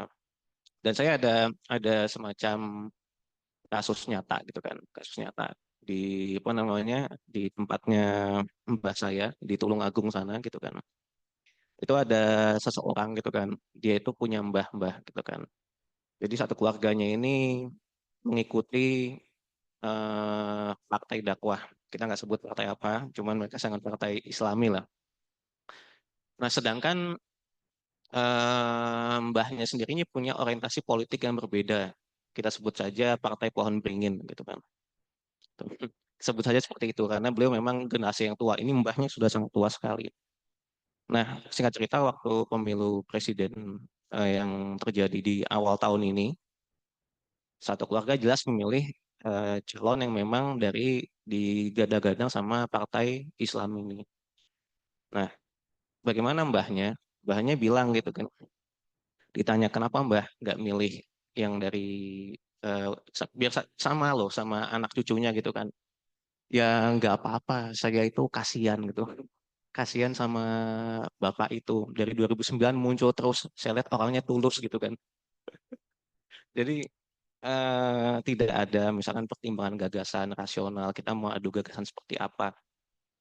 Yang dia lihat itu mungkin ketulusan seseorang gitu kan. Ketulusan seseorang yang mungkin seperti yang terjadi di katakanlah kerajaan-kerajaan zaman dulu. Orang-orang misalkan dia itu dilihat cocok jadi raja atau enggak, dia itu ketika ada suatu unsur tanpa pamrih sama sekali. Itu masalahnya itu seperti itu.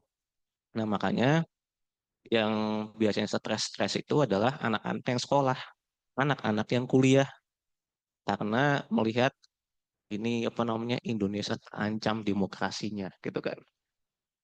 Indonesia mundur demokrasinya. Nah, itu kan masalah buat orang yang kuliah. Lah mbah-mbah di sana nggak merasa masalah sama sekali. Ya gitu. Jadi kayak ada tegangan-tegangan yang terjadi akhirnya di situ. Alias mungkin ya di titik tertentu ada generasi muda yang saking jengkelnya sama bapak-bapaknya atau mungkin mbah-mbahnya itu sampai menggoblok-goblokkan masyarakatnya sendiri gitu kan. Karena mereka sendiri adalah orang yang terasing dari lingkungannya sendiri. Nah itu seperti itu. Jadi sebenarnya nanti kita mau membawa negara ini kemana gitu kan. Karena katakanlah kita itu diajarkan di bangku kuliah bahwa demokrasi ini adalah salah satu peningkat kualitas hidup kita gitu kan. Sehingga setiap orang itu bisa dipastikan memiliki akses yang sama terhadap hukum, keadilan, terus politik, partisipasi, gitu kan, representasi, dan juga ekonominya juga.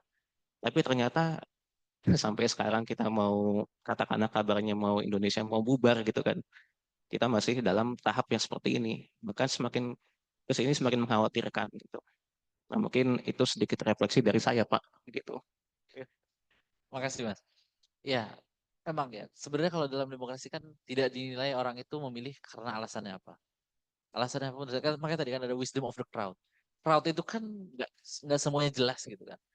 Tapi ya begitu diagregasi itu akan menjadi jalan tengah dari itu yang kemudian kalau kita dikatakan adalah turunannya adalah poolnya itu seperti apa? Apa poolnya? Pool itu kolamnya itu dia mengarahnya sebenarnya kemana sih? Kalau ada spektrum misalnya ke kiri apa ke kanan, itu kan lama-lama kan akan teragregasinya kan ke situ kan. Nah masalahnya yang namanya kolam itu kan bisa dikondisikan oleh orang yang punya kekuasaan untuk mengkondisikan itu gitu kan. Melalui media, melalui propaganda. Kalau dulu kan istilah propaganda gitu kan. Kalau sekarang istilahnya buzzer gitu kan. Tujuannya sama untuk mengkondisikan pandangan yang ada dalam kolam itu sehingga yang berada dalam sebuah kolam itu dia berpikiran pada pikiran yang sama. Ya.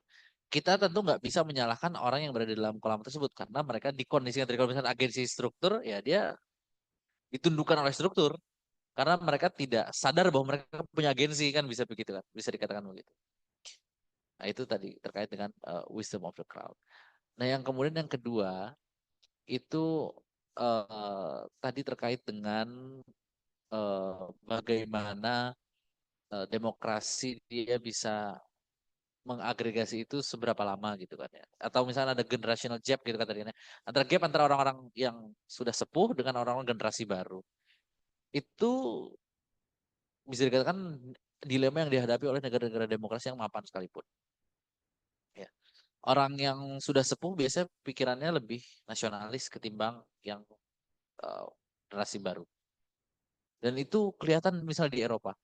Ketika Inggris memilih Brexit, ya yang memilih exit itu kebanyakan adalah orang-orang yang sepuh itu kecenderungannya ke situ. Ke keluar dari Uni Eropa karena punya pandangan yang lebih nasionalis ketimbang generasi mudanya.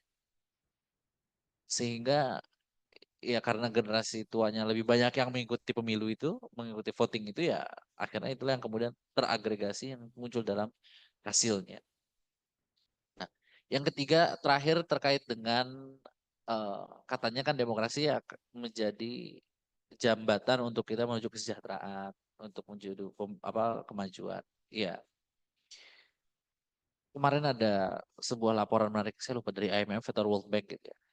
Di survei negara-negara seluruh dunia terkait dengan demokrasi dan kesejahteraannya. Gitu. Secara umum, memang tidak ada hubungan kausalitas. Dalam arti demokrasi menyebabkan negara itu maju, atau negara maju menyebabkan demokrasi. Tapi adanya probabilitas.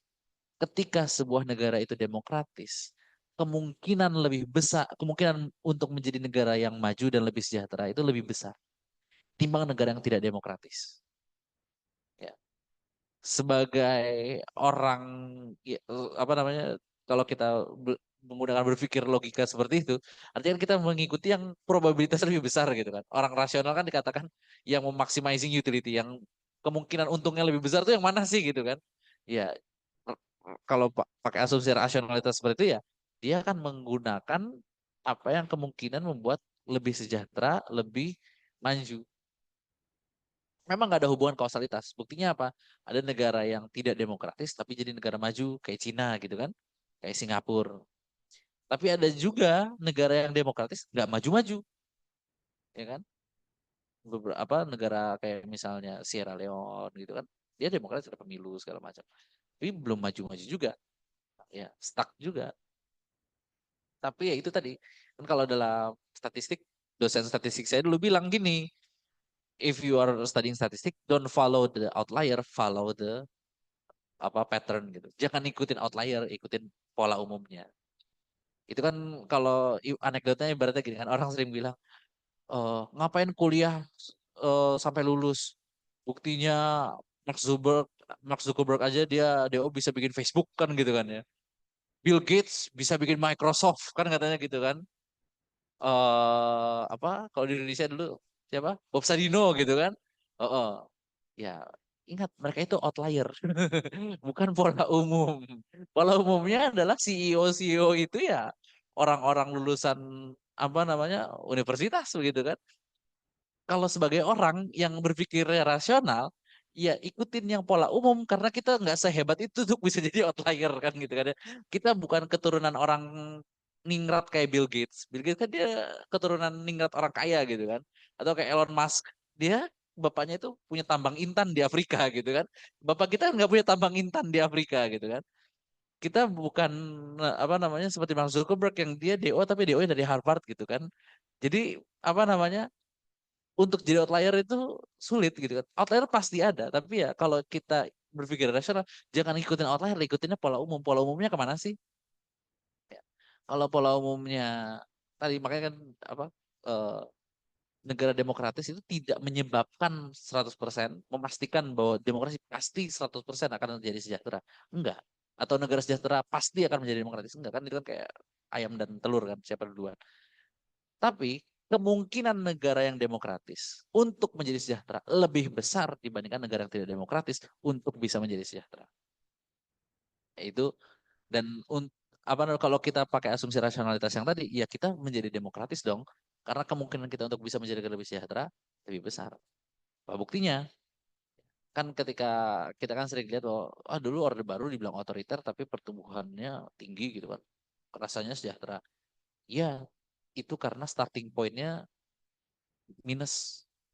Ya kan Orde Baru kan ketika dia apa Soeharto naik jadi presiden kan pertumbuhan ekonomi kita dari minus kan. Sehingga untuk menjadi positif masih besar ruangnya untuk bisa apa namanya untuk bisa lebih eh, bereksperimen gitu. Dan itu ada dukungan yang tidak bisa kita dapatkan lagi hari ini. Misal kalau dulu itu komoditas kayu, kita jual kayu itu masih laku dan masih bisa itu. Hari ini demand terhadap kayu nggak sebegitu besar. Dua, dulu itu kita dapat berkah dari minyak. Sekarang minyak kita sudah tidak bisa mencukupi bahkan untuk kebutuhan dalam negeri. Karena kita cadangan minyaknya nggak sebesar dulu lagi gitu kan. Sementara kebutuhan terus meningkat. Itu yang tidak kita dapatkan. Jadi untuk bisa seperti itu kan ada faktor penyebab awalnya kan ya. Nah itu yang harus dilihat juga. Apakah itu faktor masih ada atau udah nggak ada? Kalau udah nggak ada ya nggak bisa lagi mempertahankan itu. Ya. Kalau setelah reformasi justru ada yang unik juga. Saya lupa juga ini laporan dari ada penelitian juga yang melihat bahwa ketika pertumbuhan ekonomi kita membaik, demokrasi kita juga membaik. Entah siapa yang mulai duluan, entah ekonomi yang menyebabkan demokrasinya baik atau entah demokrasi yang menyebabkan ekonominya baik. Tapi ketika pertumbuhan ekonominya turun, apa kualitas demokrasi kita ikut menurun. Kenapa? Ya. Salah satunya adalah karena eh, demokrasi itu ketika kita mengalami demokratisasi, apa secara ekonomi mengalami desentralisasi kan. Pertumbuhan itu nggak lagi hanya di Jakarta, tapi di daerah-daerah. Tapi di saat yang sama, eh, hal yang seperti itu membuat apa namanya menyimpan bara dalam sekam gitu ya. Kenapa? Karena itu yang tumbuh adalah di daerah-daerah yang tambang, sawit, yang kemudian menyuburkan praktik korupsi di daerah-daerah tersebut gitu kan.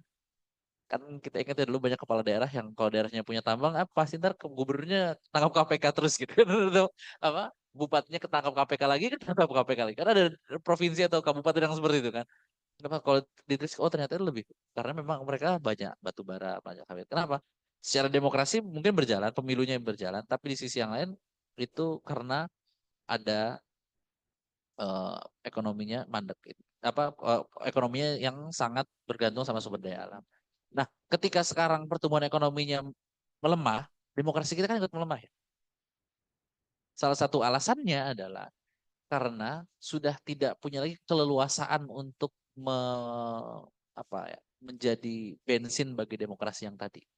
Karena ya ekstraksi sumber daya alamnya berkurang, demand kebutuhan terhadap batu bara menurun karena kan dunia sekarang mulai beralih ke energi hijau. Jadi eh, lebih menurun untuk batu bara. Kelapa sawit juga mulai menurun. Yang ada mungkin sekarang nikel, tapi ya nikel sampai kapan? Karena teknologinya berkembang, ada lagi teknologi baru yang tidak membutuhkan nikel, ya kan? Apakah kita masih mampu untuk mempertahankan growth dengan demokrasi yang seperti sekarang? Balik lagi tadi yang probabilitas tadi, bukan kausalitas tapi probabilitas. Semakin besar kemungkinan untuk menjadi sejahtera kalau negara itu demokratis. Kurang lebih begitu. Silakan.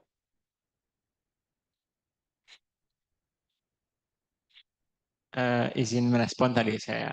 Tadi perbedaan yang cukup menarik ya tadi awal dari kolektivisme individual, terus kita ke eh, permasalahan praktikal kayak kenapa orang memilih gitu kan. Nah, tadi mungkin udah berapa kali disinggung tadi wisdom of the crowd dan tadi disebut juga bahwa nggak matters alasan orang milih itu kenapa gitu kan. Tapi kalau menurut saya itu mungkin valid secara analitis. Tapi kalau kita lihat sebenarnya kayaknya pandangan seperti itu agak ahistoris gitu loh. Demokrasi itu selalu dituntut gitu kan. Experience demokrasi di Amerika Serikat. Ya kenapa? Karena mereka nggak mau ada taxation without representation gitu misalnya. Di Inggris beda lagi, di Prancis beda lagi. Tapi intinya pandangan seperti itu nggak bisa karena demokrasi itu nggak pernah a given gitu. Harusnya demokrasi itu dari dari bukan dari program dari progress nation building atau ya soul searching dari masing-masing negara, masing-masing bangsa sehingga kemudian bisa berakhir ke sana gitu kan. Nah, problema dari negara-negara eh, bukan postkolonial ya kebanyakan demokrasi non barat gitu kan bahwa adalah perjalanan demokrasinya nggak mulai dari situ, nggak dituntut, nggak organik dari dalam gitu. Bahkan Indonesia pun kenapa demokrasi ya karena dianggap itu bentuk acceptable, diterapkan untuk dan ideal ke depannya meskipun nobody ask for that gitu loh, nggak ada yang minta demokrasi di Indonesia itu beneran. Dan oleh karena itu banyak dari kita ya juga logika demokrasi belum jalan gitu bahwa kita bisa menuntut ke pemerintah segala macam dan masih banyak orang yang ya udah milih karena hal-hal yang justru tidak berkaitan langsung bagaimana how are you going to be governed, bagaimana kamu itu akan diperintah gitu kan. Karena ya kalau tadi misal ke contoh yang dikasih juga di Inggris itu kelompok eh, kelompok orang yang tuanya gitu nggak apatis politik sebenarnya. Dia secara politically juga conscious gitu karena kan dia permasalahan soal pension, permasalahan soal pajak gitu, terutama yang berkaitan sama aset itu kan dia sangat sensitif gitu. Dan oleh karena itu cenderung biasanya orang tua itu pilih partai konservatif bukan karena mereka konservatif, sebenarnya sederhana itu, tapi karena ada beberapa kebijakan yang disukain oleh dia gitu kan. Nah, kesadaran itu yang menurut saya belum mungkin sebagian belum ada gitu di Indonesia dan banyak negara demokrasi lainnya sehingga memilihnya itu lewat ya jalur-jalur power lainnya ya, seperti patronase, keluarga, identitas dan lain sebagainya. Begitu kalau menurut saya. Dan kemudian sebagai tambahan juga mungkin kalau di Indonesia tadi kan ada sedikit diskusi juga yang menyangkut sama ekonomi ya.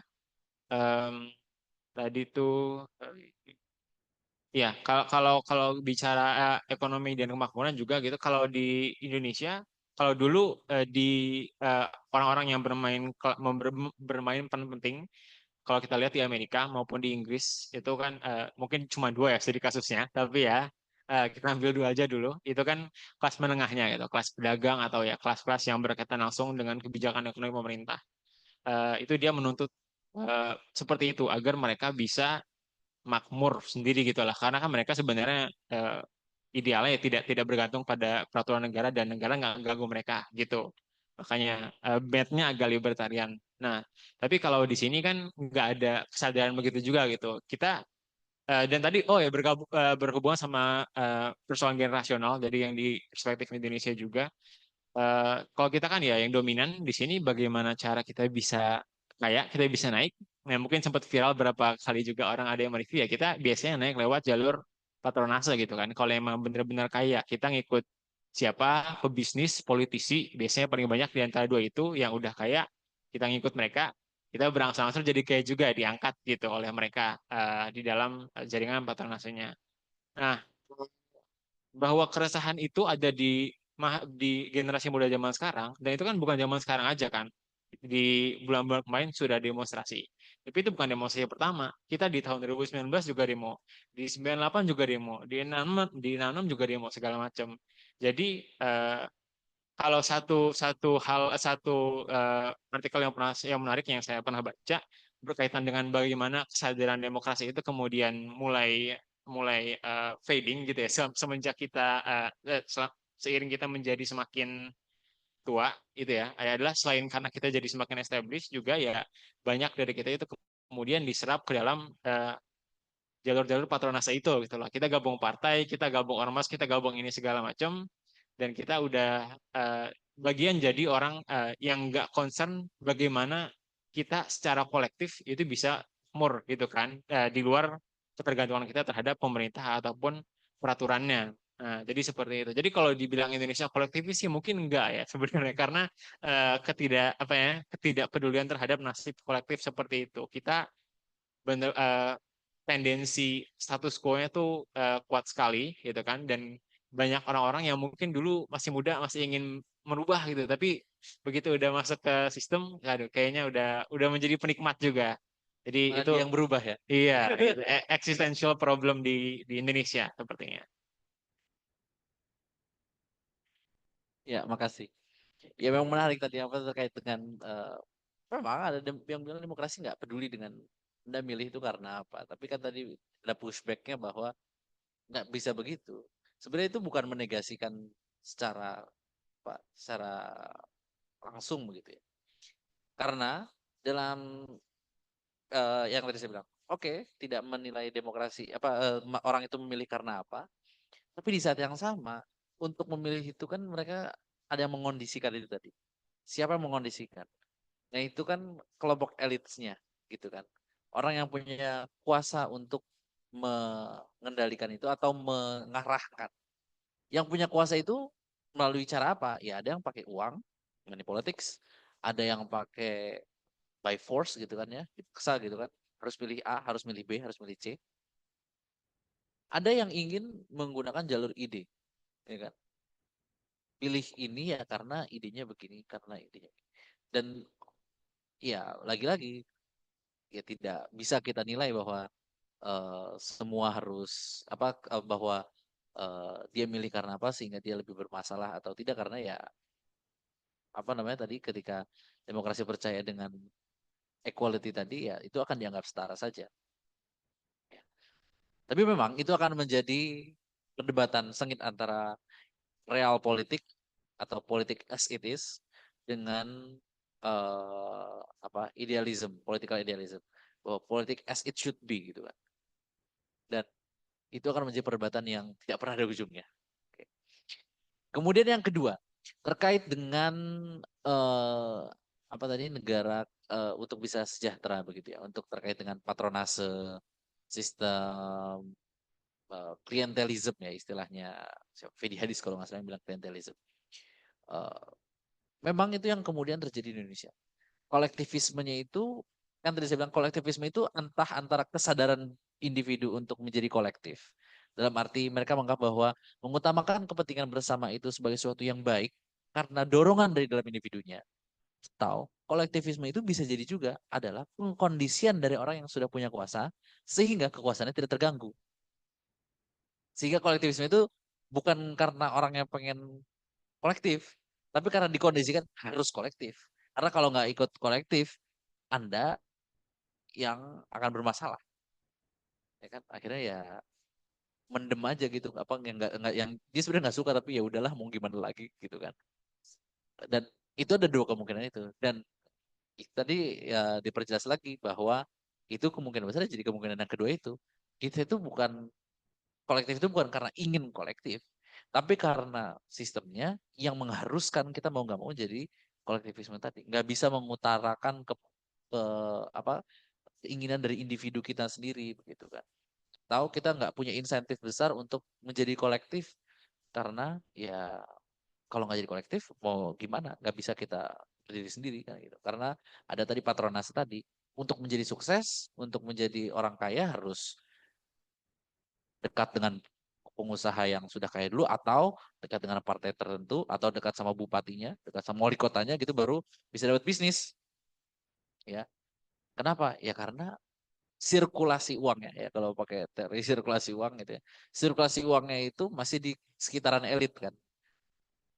Sehingga kalau bawah mau naik ke atas ya dia harus mendekat ke daerah yang bocor-bocor tadi gitu kan, elitnya ada uang yang bocor kemana itu dia ngedekat ke situ. Tapi namanya dapat bocor doang kan nggak dapat semuanya kan. Cuman nampung tetesannya doang. Ya, akhirnya mereka akan dipelihara bahwa mereka akan bisa melampaui elit yang sudah ada. Kayak begitu. Nah, itu yang apa namanya membuat secara ekonomi sistem ini bisa dikatakan kalaupun sustain dia tidak bisa mensejahterakan sebesar-besarnya rakyat. Ya. Kenapa? Karena tadi kalau mau jadi sejahtera harus mendekat dulu ke elit kekuasaan atau ke elit ekonomi. Elit kekuasaan juga gitu. Kalau mau berkuasa, dekat-dekat dulu sama pengusaha.